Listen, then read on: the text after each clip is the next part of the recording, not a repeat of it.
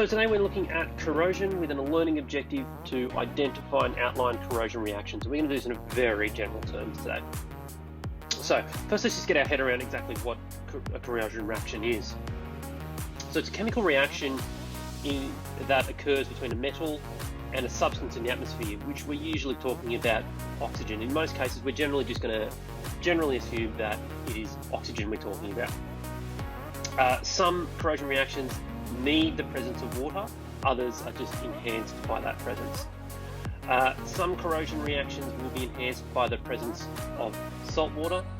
Now, the reason why corrosion is a really significant problem, or an engine as it says here, is because the product of the corrosion product is often sometimes a lot more brittle than the metal reactant, and then we get a breakdown of the actual structure. Now, this is hugely significant in engineering terms when we use steel so significantly as a building product, whereas other products like aluminium will actually corrode into a more stable substance. So in some cases it's very detrimental, in other cases it's desirable.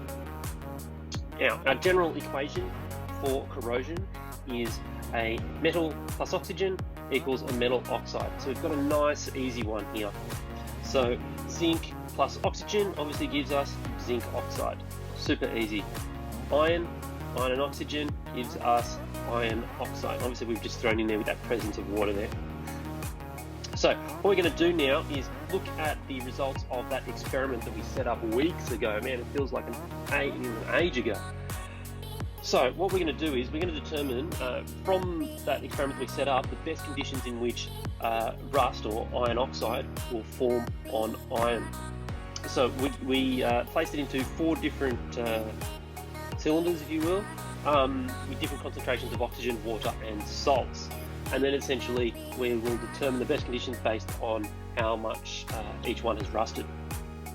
So here's the idealized setup for our experiment, where we had 1 in salt water, 1 in boiled water, 1 just in plain water, and 1 with a desiccant in it. Now, the idea of adding the salt water was that we were adding electrolytes to this.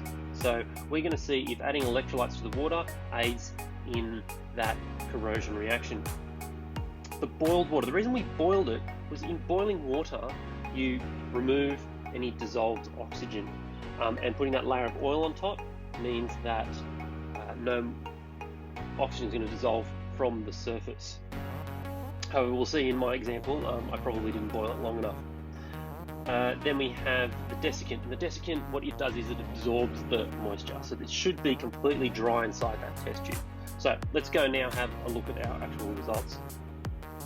Okay, so here we have the results of our experiment. Unfortunately, I was actually able to keep these in water for such a long period of time. Actually, what really surprised me was the huge amount of water that had evaporated out of these two. They were almost empty at one point, so I had to refill those, which hopefully won't skew the results too much. But we're really looking at qualitative data here, so I'm not too worried about it. So in my first example here was with the salt water. You can see that we've got some very significant amounts of iron oxide deposited on the nail there. Look at that really coming off on my fingers there. It's really very brittle and crumbly. Now, this was the one that kind of gave us some surprising results, which is the one in the oil. You can see it's not nearly as bad, but it still does have some pretty significant deposits on there. So quite clearly the amount of oxygen that I removed, that dissolved oxygen, wasn't significant enough, so I probably needed to boil that water for a lot longer than I did. But there's clearly an opportunity for another type of experiment there. Now this was our plain water, which also has some pretty significant rust on there,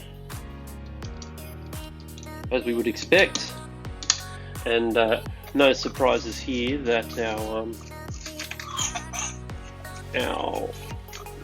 nail without any water in it challenging to do with one hand. Has got no rust on it whatsoever.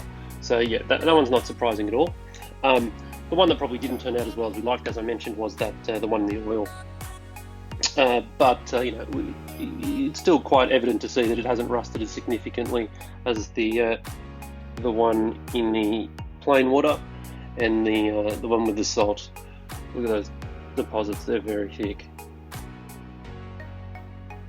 So, in an ideal situation where I had properly boiled the water, we would have seen that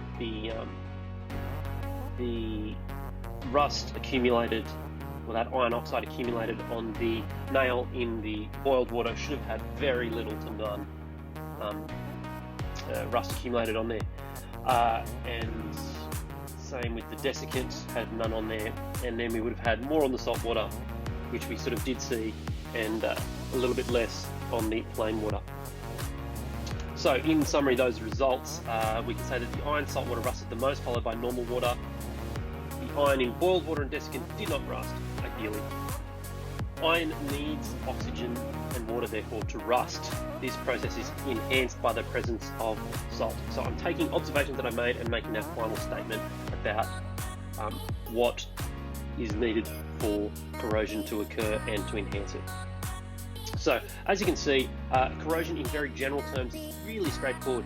Fortunately, it's not actually. It's actually a very complicated reaction that involves all sorts of things going on, and we've really simplified it today, and that's more than adequate for what we need in Year 10.